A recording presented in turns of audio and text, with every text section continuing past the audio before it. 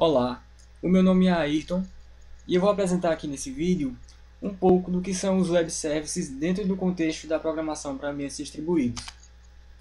Bom, então o que são web services? Traduzindo assim ao pé da letra, web services são serviços para web, ou seja, são serviços de aplicações que podem ser acessados utilizando os protocolos padrões de web, como por exemplo o HTTP, o HTTPS, dentre outros. Basicamente, web services tem a comunicação entre os sistemas distribuídos. Então, como exemplo de web services, nós temos aqui, por exemplo, um site que hospeda músicas e você pode fazer um download dessas músicas através de uma busca.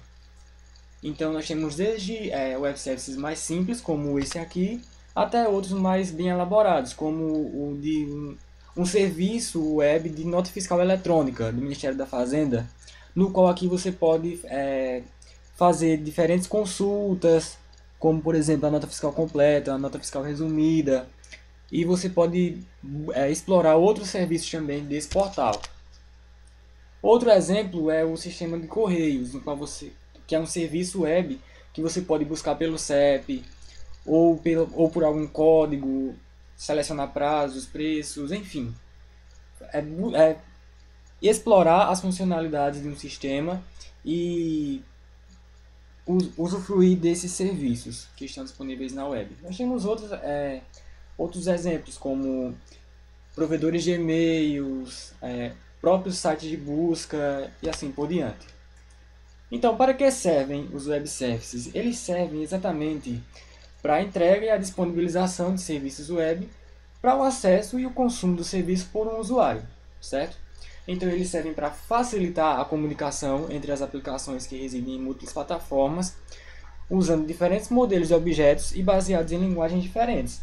Então, por exemplo, eu posso ter um sistema que é desenvolvido em Java e rodando em um servidor que um Linux pode acessar com transparência, um serviço feito em .NET e assim por diante. Basicamente, os web services servem para comunicação padronizada dos sistemas.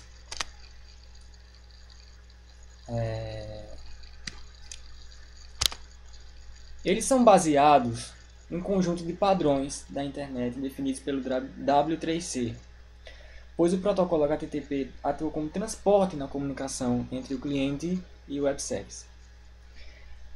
Eles vai possuir independência de plataforma, porque ele vai ser baseado exatamente no arquivo XML, que é uma linguagem de marcação extensível que vai gerar documentos complexos.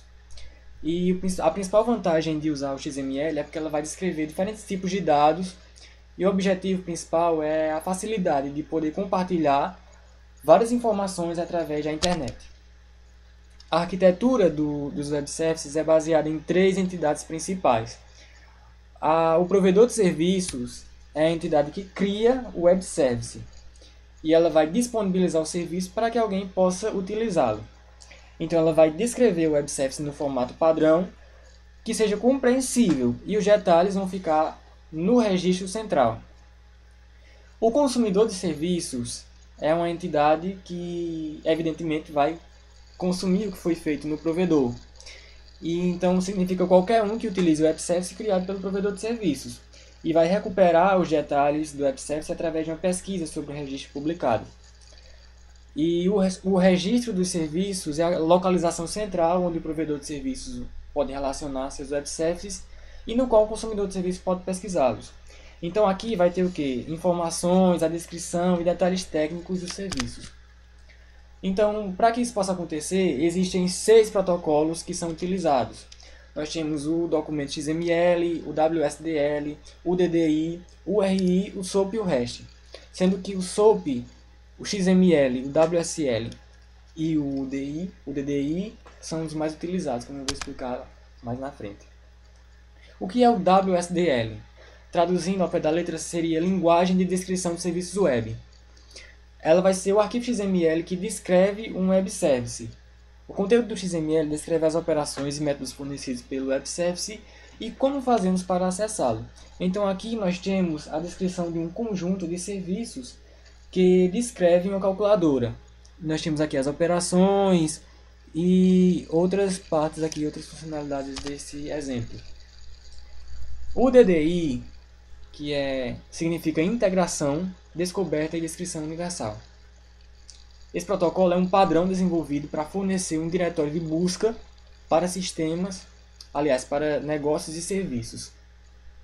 O DDI tem como objetivo ser um mediador do serviço, permitindo que os clientes requisitantes encontrem um fornecedor do serviço apropriado. Então nós podemos comparar o DDI com uma lista telefônica, onde nós teremos páginas brancas, amarelas e verdes. Nas páginas brancas, nós vamos ter algumas informações, como por exemplo, nome, telefone, endereço e outras informações dos fornecedores. Nas páginas amarelas, nós vamos ter listagens comerciais baseadas nos tipos de negócio, organizadas de forma específica. E nas páginas verdes, nós vamos ter os serviços oferecidos por cada negócio, incluindo informações técnicas envolvidas, etc.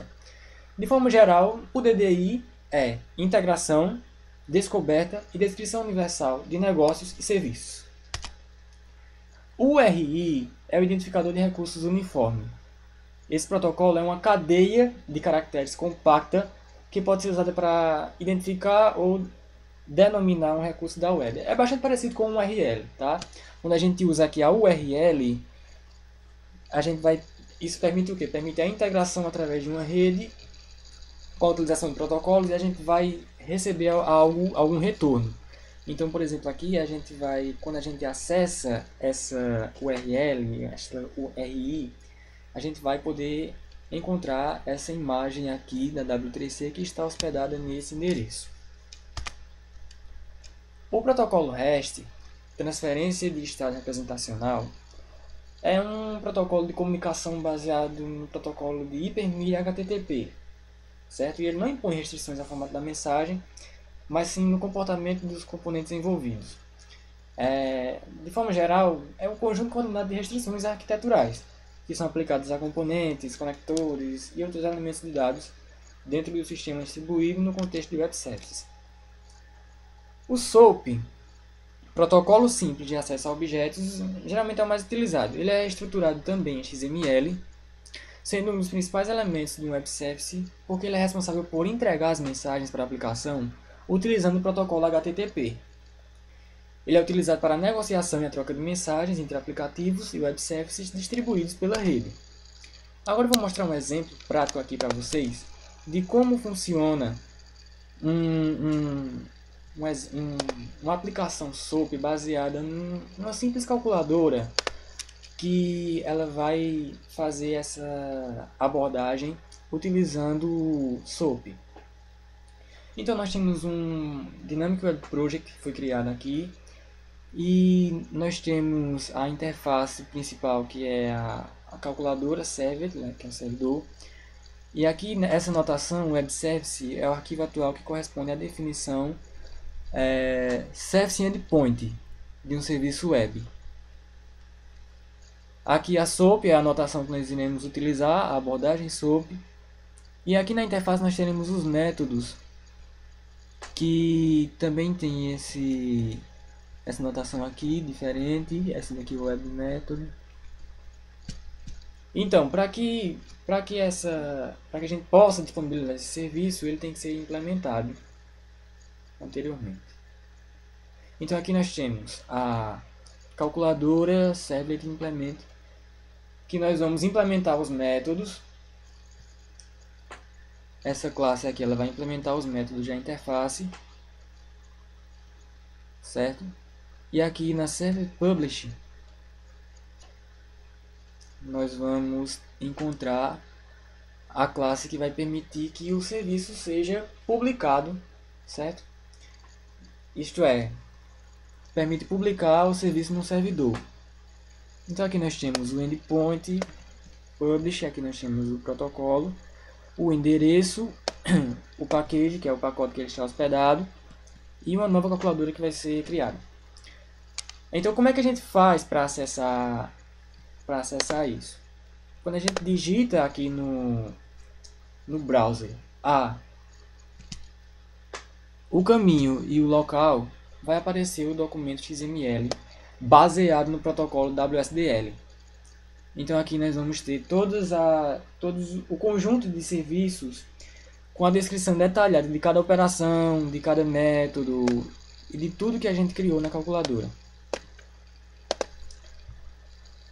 E por fim a gente cria a classe cliente, que vai ser responsável por retornar, né, para fazer com que a operação aconteça. Vai estar dentro do mesmo pacote. A diferença aqui é que nós teremos novos métodos aqui, certo? Essa classe keyname que foi importada aqui do pacote namespace, e a gente vai criar essa nova calculadora. Esse método aqui a gente tem uma nova calculadora que vai ser criada. Esse getPort vai criar a calculadora serve e vai retornar exatamente essas 4 operações básicas, que são adição, subtração, divisão e multiplicação. Quando a gente faz a compilação do arquivo Java para o .class, tendo o servidor no terminal e o cliente no outro terminal diferente, a gente chega a esse resultado, que é o resultado da compilação do cliente Java que foi feito. Então aqui a gente tem o soma, subtração, multiplicação e divisão, e é uma operação bem simples essa do uso do SOAP. E aqui tem algumas referências que eu utilizei, e é basicamente isso. Muito obrigado pela atenção e pela paciência, e é isso.